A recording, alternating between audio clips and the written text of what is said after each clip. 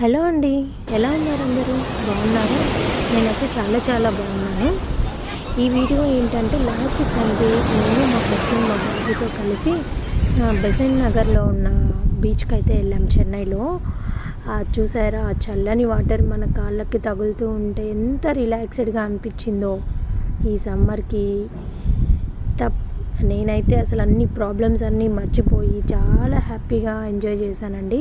ఒక్కసారిగా back to my old days అనిపించింది. ఏం టెన్షన్స్ లేకుండా రిలాక్స్డ్గా ఉంది.